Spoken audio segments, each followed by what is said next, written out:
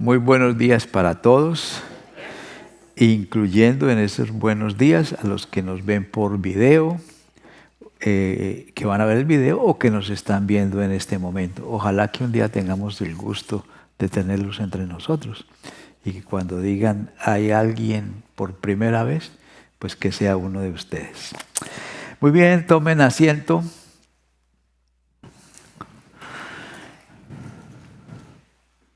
El título que le puse al mensaje, ¿no? El moribundo que se proyectó. Wow. Ok. Cuando hablamos de la muerte de alguien, de un ser querido, casi siempre estamos comentando lo que dijo, los dichos y lo que hizo en los días antes de su muerte. Y en el capítulo 47 de Génesis, versículo 27 en adelante, precisamente tenemos algunos dichos y hechos o cosas que rodearon la muerte de Jacob. Y de ahí, a través de esos hechos y de esos dichos, Jacob muestra cómo él usaba su fe. Porque la fe es algo que debemos usar. Si no la usamos, pues entonces, ¿para qué sirve? Y hay gente que está en problemas y no se acuerdan de que tienen un Dios poderoso.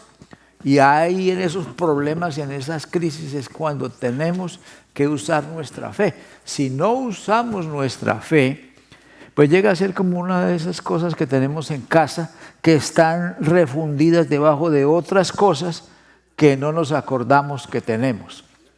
¿Para qué sirve una fe así? Entonces, Jacob nos muestra ahí en sus dichos y hechos cómo él usaba su fe. Y examinando esos versículos vamos a aprender cómo nosotros podemos usar nuestra fe en el día de hoy.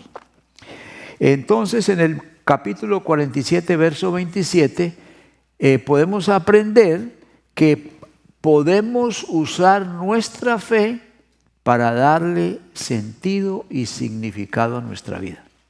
Para eso se puede usar la fe. Vea lo que dice el texto. Israel, y déjenme aclarar un poquito con la palabra Israel. Israel es el segundo nombre de Jacob. Pero esta palabra Israel a veces se refiere a Jacob y a veces se refiere a la descendencia de Jacob, a sus hijos y nietos, bisnietos, etc. Entonces aquí se refiere a su descendencia. Israel habitó en la tierra de Egipto, en Gosén, y adquirieron, plural. Quiere decir que no está hablando de Jacob, sino de su descendencia. Y adquirieron allí propiedades, fueron fecundos y se multiplicaron. Y mire lo que agrega ahí una frase cortica, en gran manera. Acuérdense que estamos en una hambruna. Este es el tiempo de las vacas flacas y están en el segundo, quizás tercer año de un periodo de 7 años que fue de mucha hambre en Egipto, profetizado a través de un sueño del faraón. ¿Qué pasaba con los israelitas ahí en Gosén mientras los egipcios y los cananeos se empobrecían a causa del hambre? ¿Qué pasaba? Según ese texto dice que ellos adquirían propiedades, eran fecundos y se multiplicaban. Estaban prosperando. Les iba muy bien. Y es que cuando hay problemas, hay crisis, hay gente que se marchita, se acaba su negocio, se mueren o quedan en la pobreza. Otros logran sobrevivir. Y hay otros que prosperan. En el tiempo de la pandemia pasó eso. Hubo negocios que se desaparecieron. Hay un restaurante que nos gustaba mucho a mi esposa y a mí. No lo volvimos a ver después de la pandemia. Otros ahí están y otros florecieron. ¿Por qué? Porque en el tiempo de la pandemia algunos negocios ya se iban a morir y de pronto a alguien se le ocurrió entrega de productos por delivery, por a domicilio. Y ¡pum! Su negocio refloreció. Bueno, en el tiempo de la hambruna, los israelitas o la familia de Jacob estaban ahí en Canaán y nada pasaba. Lo único que se les ocurrió fue ir a Egipto a comprar comida porque allá había. Y en el segundo viaje, ¡pum!, apareció José, uno de los hijos de Jacob que estaba perdido. Y entonces él era el gobernador de Egipto y los trajo para Egipto y ¡pum!, reflorecieron los israelitas. Ahí están en Gosén, se están multiplicando, están adquiriendo propiedades, son fecundos y eso está sucediendo en gran manera, o sea, en forma explosiva. Eso está pasando con los israelitas. Entonces, ¿cómo usar nuestra fe para darle sentido a la vida? La manera es conectando lo que Dios dice con lo que está pasando. Eso es lo que está pasando aquí, lo que sucede acá. Y en el caso de nosotros, si queremos verle sentido a nuestra vida, necesitamos conectar lo que Dios dice, lo que Dios promete, con lo que está pasando en nuestras vidas. Cuando hacemos eso, entonces uno dice, oh, esto tiene un rumbo, esto tiene sentido. Dios está dirigiendo mi vida. Y es lo que está pasando aquí con la familia de Jacob. Este asunto hay que conectarlo con el sueño de la escalera. ¿Se acuerdan que Jacob, cuando salió de su casa, salió huyendo porque su hermano Esaú lo iba a matar? Y llegó a un lugar que se llama Luz, o se llamaba Luz. En ese lugar él tuvo un sueño donde había una escalera, y entonces en esa escalera, en la parte de arriba estaba Dios, y Dios le habla en el sueño. Y a ver, vamos a ver qué le dijo. Parece que no le dijo nada. ¿Ah? Sí, hasta la próxima semana. Hay que esperar hasta la próxima semana. Bueno, yo voy a leer aquí. Dice, he aquí, el Señor estaba sobre ella y dijo, yo soy el Señor. Está sobre la escalera. Yo soy el Señor, el Dios de tu padre Abraham y el Dios de Isaac. La tierra en la que estás acostado te la daré a ti y a tu descendencia. También tu descendencia será como el polvo de la tierra y te extenderás al occidente, hacia el oriente, hacia el norte, hacia el sur, y en tu simiente serán benditas las naciones. ¿Qué está pasando ahí en Gosén? Que Dios le está cumpliendo a Jacob lo que le prometió ahí en el sueño. Porque esto fue como casi 100 años antes. O sea, 100 años después, cuando esto sucede, Jacob está solito, soltero. No tiene 5 centavos en su bolsa. Ahora han pasado casi 100 años y uno de sus hijos es el gobernador de Egipto. Y están en Gosén, adquiriendo propiedades. Son más de 70 personas. Se están multiplicando y les está yendo bien, y todo en gran manera. Entonces, conectando el sueño de la escalera con lo que está pasando en medio de una hambruna, quiere decir que Dios tiene la mano ahí metida. Y eso le da sentido a la vida de Jacob. Acuérdense que Jacob está en los últimos días, cuando su muerte ya se está acercando. Entonces, Jacob usa su fe y se proyecta hacia el pasado y le halla significado, sentido a su vida. Lo mismo podemos hacer nosotros. Ahora, si usted es muy nuevo en el Evangelio y mira para atrás, tal vez no va a ver mucho. Pero cuando los años pasen, se va a ver el rastro. Pero le voy a dar una pista. Aún antes de que usted viniera a Cristo, Dios ya estaba obrando en su vida. ¿De dónde saco yo eso? El mismo Señor Jesucristo le dice a los judíos, le dice, ninguno puede venir a mí si el Padre que me envió no le trae. O sea que antes de que llegue a Cristo, Dios ya ha hecho un trabajo en la persona para que llegue a Cristo. Entonces usted, si quiere verle el sentido a su vida, piense desde antes de que conoció a Cristo. Y ahí comienza a encontrar los rastros de cómo Dios está obrando en su vida hasta ahora. Y cuando usted ve que hay un sentido, que hay una dirección, confíe. Dios sabe para dónde te lleva. Y Dios sabe para dónde lleva tu familia. Entonces, es muy importante usar nuestra fe de esa manera. También nuestra fe la podemos usar para perseverar hasta el fin.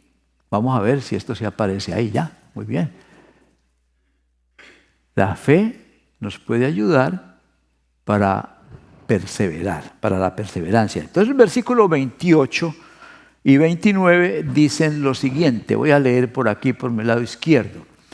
Y Jacob vivió en tierra de Egipto 17 años y llegó de 130, ahora tiene 147. Así que en los días de Jacob, los años de su vida fueron 147 años. Cuando a Israel se le acercó el tiempo de morir, llamó a su hijo José y le dijo, vamos a ver qué le dijo, pero ahí vamos a hacer una pausa porque aquí me encontré con una frase que me llamó la atención. Ahí está.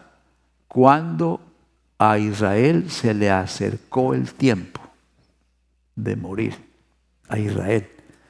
Pero la realidad es que a todos se nos acerca el tiempo de morir. Todos vamos para allá. Hoy estamos un día más cerca de la muerte. Entonces es verdad de Israel o de Jacob, pero es verdad de todos. Aún del recién nacido. Ahí comienza uno a caminar o a vivir en dirección del día que va a morir. Ahora sí vamos a ver qué le dijo. ¿Qué le dijo? Le dice Jacob, ¿a quién? A José, su hijo. Si he hallado gracia ante tus ojos, por favor, pon ahora tu mano debajo de mi muslo, por aquí. Eso ya lo habíamos visto antes, ¿no? Con Abraham llamó al mayordomo y le hicieron lo mismo. Ahora es Jacob con su hijo José. Pon ahora tu mano debajo de mi muslo y trátame con misericordia y fidelidad. Por favor, no me sepultes en Egipto. No se sentía egipcio, ¿verdad? Cuando duerma con mis padres, me llevarás de Egipto y me sepultarás en el sepulcro de ellos. Entonces, para Jacob era muy importante dónde iban a reposar sus rostros. Tanto que llama a su hijo y lo pone bajo juramento. Y la manera de jurar en esa cultura era sentarse en los dos, el uno frente al otro, meter la mano por debajo de la túnica y agarrarse del muslo. Y ahí entonces venía el juramento.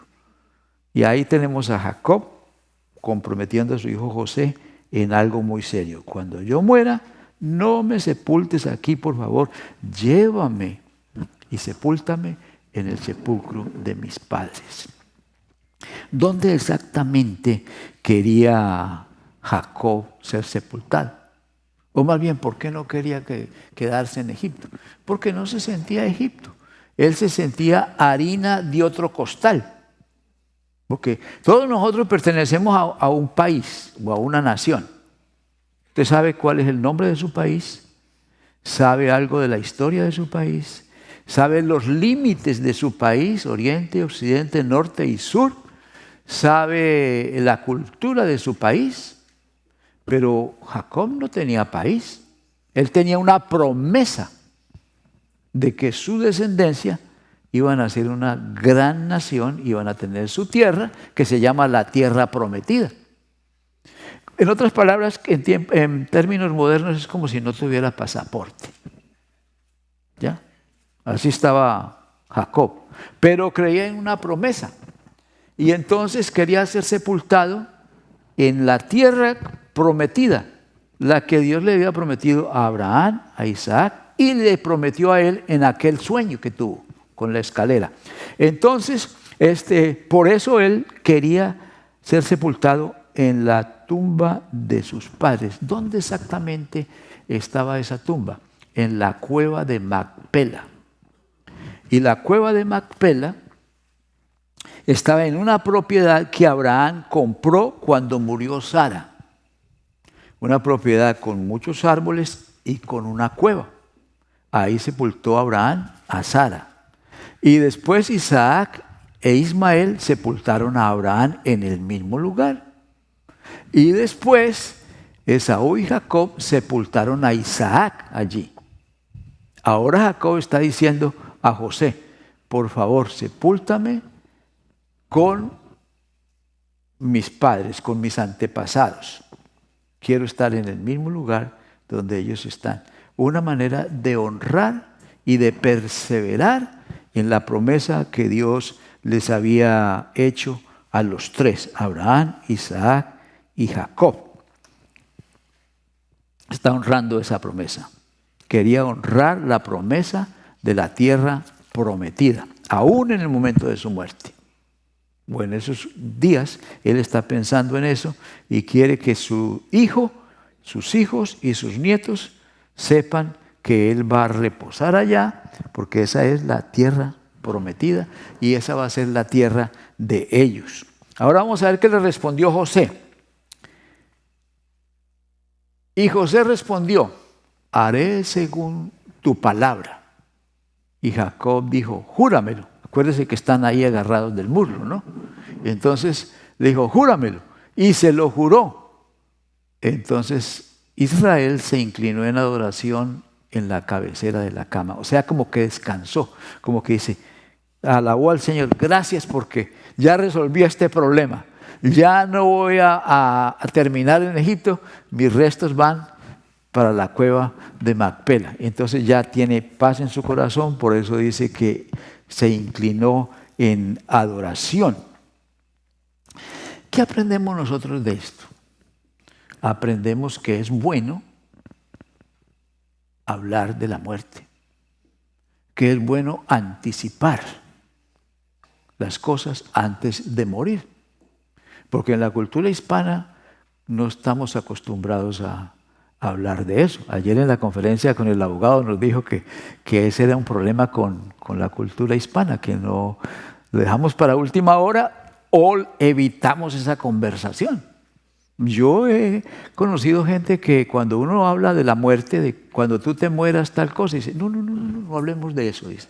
Esas cosas no se dicen. Esas cosas sí se dicen.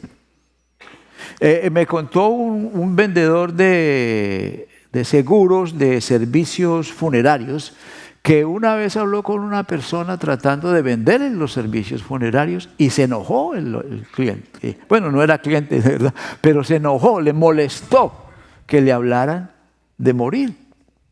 Pero miren, hermanos, si nos molesta hablar de la muerte se está acercando, no se va a detener por eso.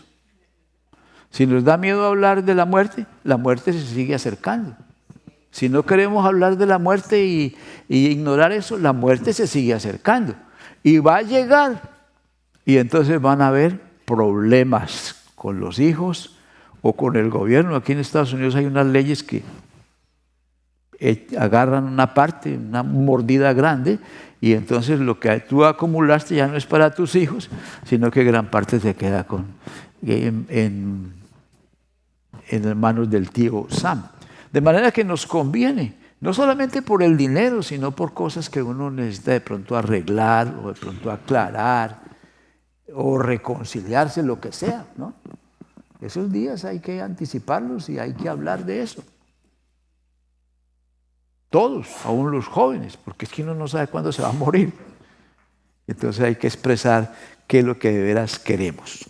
¿Ha pensado usted cómo honrar a Dios en su funeral? ¿O no? Yo sé que uno no hace eso. ¿O ha pensado usted en cómo expresar su fe a través de su funeral? Porque es lo que está haciendo Jacob aquí. Él perseveró hasta los 147 años, perseveró en ser fiel a Dios, y aún en la hora de su muerte él está en alguna manera honrando a Dios y expresando su fe. Y nosotros deberíamos hacer lo mismo si es que tenemos fe. Hay gente que respecto de la muerte pues quieren simplificar las cosas, porque Jacob está pidiendo algo serio, algo enormemente grande y difícil, porque estaba en Egipto y de ahí donde está Jacob a la cueva de Macpela, más de un mes de camino. ¿Se imagina la logística para mover un cadáver desde Egipto hasta la cueva de Macpela? Hay que embalsamarlo, prepararlo. Hay que tener un grupo de personas que lo van a transportar. Hay que pensar en la comida y la seguridad de esa gente y caminar más de un mes, sepultarlo y regresar. Está pidiendo mucho. ¿Ya? Bastante. Pero bueno, es como me acordé ahora del chiste de un comediante colombiano que dice que Sócrates, el sabio griego, cuando le dijeron que se tenía que tomar la cicuta, condenado a muerte, ¿no? Entonces era con un veneno. Y le preguntaron, ¿cuál es tu último deseo? Y Sócrates dijo, un paseo en helicóptero, dijo. Dice, ¿cómo? Eso todavía no se ha inventado. Dice, por eso mismo, ¿no?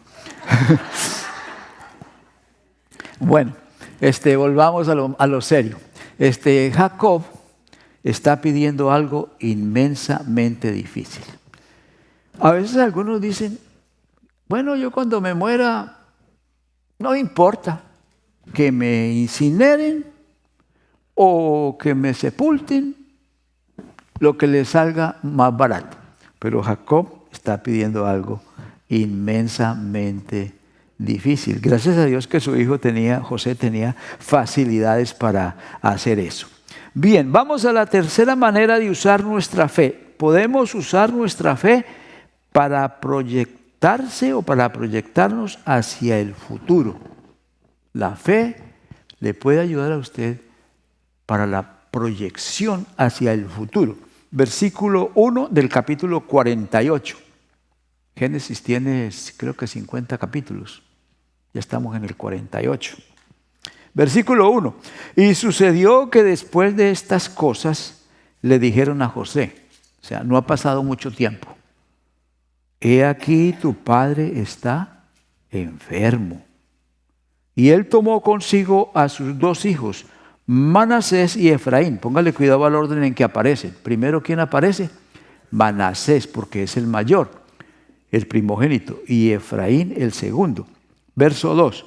Cuando se le avisó a Jacob diciendo, he aquí tu hijo José ha venido a ti, Israel, que es Jacob, hizo un esfuerzo y se sentó en la cama. Pues estaba enfermo, ¿no? Entonces se esforzó y se sentó en la cama. No mucho tiempo después de lo anterior, se enferma, porque acuérdense que estamos en los últimos días. Vamos al versículo 3. Entonces Jacob, el enfermo, ¿no?, le dice a José, el Dios Todopoderoso que se me apareció allá en Betel o en el lugar llamado Luz, y soñé con la escalera, me dijo, he aquí yo te haré fecundo y te multiplicaré y haré de ti multitud de pueblos y daré esta tierra a tu descendencia después de ti en posesión perpetua. Le está contando ese sueño que tuvo casi 100 años antes. Seguimos. Ahora pues, ¿quién está hablando? Jacob, a José. Ahora pues, tus dos hijos, ya los mencionaron, Manasés y Efraín. Pero ahora José dice, tus dos hijos que te nacieron en la tierra de Egipto, antes que yo viniera a Egipto, míos son, y el orden cambia, Efraín y Manasés, serán míos, como lo son Rubén y Simeón. Rubén es el primer hijo de Jacob, el primogénito, y el segundo es Simeón. ¿Qué está pasando aquí? Que Jacob está adoptando los dos hijos de José como sus propios hijos. Una adopción. ¿Cuántos hijos tenía Jacob? 12. Y ahora está adoptando 2 nietos como hijos. ¿Cuántos hijos tiene ahora? 14. Esto nos forma un problema matemático porque la tierra prometida fue repartida entre 12 tribus, pero ahora él tiene 14, ¿no? ¿Qué está haciendo Jacob aquí? Primero que todo, está subiendo a José, que era el hijo 11º, a la posición de primogénito, reemplazando a Rubén. Porque Rubén cometió un error, se acostó con una de las mujeres de Jacob y eso lo descalificó. Pero a través de los años se entendió que el hijo que Dios usó para bendecirlos a todos y a una de las naciones fue José. Entonces Jacob dice, verdaderamente el primogénito, el escogido por Dios, fue José. Entonces subo a José a la categoría de primogénito. Por eso adopto sus 2 hijos como hijos míos, para que cuando se reparta la tierra prometida, se reparta, la descendencia de José tenga más parte, porque son 2 hijos, van a ser 2 tribus. Entonces está subiendo a José a la categoría de primogénito, pero a la vez está proyectando hacia el futuro, 470 años creo yo, ¿sí? Hacia el futuro, cuando la tierra prometida va a ser repartida, pero la repartieron entre 12 tribus. ¿Cómo es que la pudieron repartir entre 12 tribus o 12 descendientes si tiene 14? Bueno, pues es que al adoptar a Efraín y a Manasés, José sale porque es reemplazado. Entonces quedan 13. Pero la tribu de Leví no podía recibir herencia. Entonces, ¿cuántos quedan? 12. Ahí están las matemáticas. ¿Por qué la tribu de Leví no recibía herencia? Porque la tribu de Leví eran los sacerdotes. Y los sacerdotes tenían un poder religioso. Eso es un poder. En una sociedad, la religión es uno de los poderes, ¿no? Y si les daban tierra, entonces los levitas iban a tener doble poder, por la tierra, por la propiedad y por la religión. Y entonces para mantener como un balance de poderes, entonces no se le da tierra a la tribu de Leví. Bueno, ahí tenemos la explicación de cómo José se proyecta por fe. Él está en sus últimos días y ya está mirando cómo va a ser repartida la tierra prometida. Este señor creía que de veras Dios les iba a dar una tierra, porque miren las cosas que está haciendo en el momento de su muerte. Ustedes escuchan que de vez en cuando yo digo aquí, el justo por la fe vivirá, porque ese es un principio bíblico, ¿ya? El justo por la fe vivirá. Muy importante. Pues aquí lo tenemos. Jacob fue un hombre que vivió por fe. La fe le sirvió para darle significado a su vida, la fe le ayudó para perseverar y la fe le ayuda o lo inspira para proyectarse hacia el futuro. Agustín dijo una cosa muy interesante, dijo, San Agustín dijo, fe es creer en la existencia del océano porque hemos visto un arroyo. Fíjese lo interesante, ¿no? Fe es creer que el océano existe porque hemos visto un arroyo. Yo no conocía el mar cuando yo vi un arroyo primero y el mar muchos años después. Y entonces cuando uno ve un arroyo, yo no me imaginé el mar. Yo sabía que había una cosa que llamaban mar, pero no sabía cómo era. Pero allá en las montañas, porque yo me crié en las montañas de los Andes, en la parte norte. Entonces, ahí no hay mar. Entonces, fe es creer en la existencia del océano porque has visto un arroyo. Y este Jacob es un ejemplo de eso, ¿no? Él vio poquito y se imaginó algo más grande. Ahora, Jesús dijo, yo soy el camino. Nadie viene al Padre sino por mí. Así como usted le puede seguir el rastro a un arroyo, ¿a dónde va a terminar? En el mar. Si usted le sigue el rastro a Jesús, va a terminar en el Padre. Porque Él dijo, yo soy el camino, la verdad y la vida.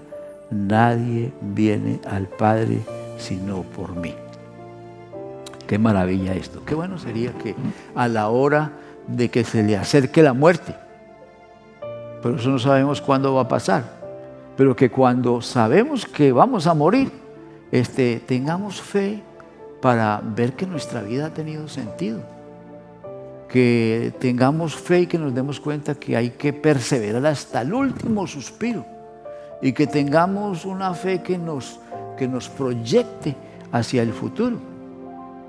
Eso es morir con dignidad, con la frente en alto, no morir deprimido o quejándose o como una víctima. ¿Y por qué a mí? Porque la gente se enoja cuando va a morir, ¿no? Es que cuando le anuncian que se va a morir, como que pasa por unos periodos, y un periodo es negar, el otro periodo es negociar con Dios. Si me das más años de vida, yo voy a diezmar o voy a ir a la iglesia y hace negocios ahí, hasta que al fin acepta que se va a morir. Pero hermanos, si tenemos fe, ese proceso puede ser más corto y resolver los asuntos de manera más fácil. Para eso y para muchas otras cosas más, la fe nos puede servir o nos puede ayudar. Vamos a orar. Dios y Padre nuestro, te damos gracias por tu palabra y por tus promesas, porque a través de esas promesas y de lo que tú nos dices en tu palabra, sentimos aliento e inspiración para seguir adelante. Gracias porque por esas promesas tuyas podemos proyectarnos aún más allá de nuestra muerte. Y le voy a pedir que siga orando, que le diga al Señor cómo usted se siente, qué le pasa, qué dudas tiene.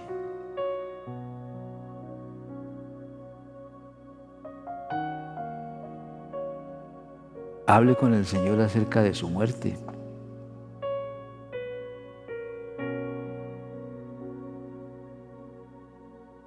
Y si hay entre nosotros alguno que aún no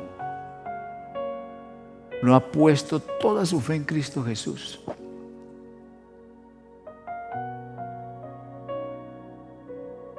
este puede ser el momento en que lo haga. En este mismo momento lo puede hacer. Y poner su fe en Cristo Jesús es algo que implica dos cosas. Por un lado, es abandonar o renunciar a la mentira de que hay muchos caminos para llegar a Dios, y aceptar la verdad de que solo hay un camino, que es Cristo Jesús. Es renunciar a las mentiras, es renunciar a todas aquellas cosas que nosotros hemos creído pero que están equivocadas, y que por esas creencias hemos creado problemas en nuestras vidas, nos hemos perdido en el camino, hemos perjudicado a otros, le hemos hecho daño a otras personas, hemos hecho muchos desastres. Renunciar a esas mentiras y abrazar la verdad que es Cristo Jesús y su palabra.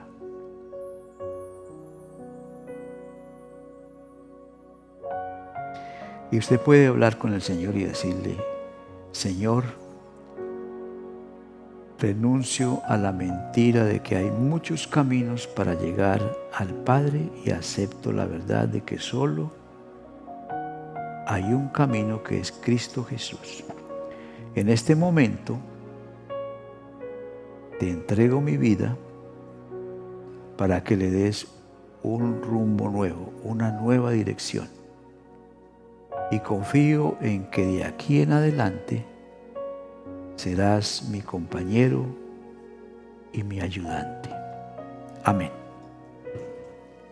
Gracias.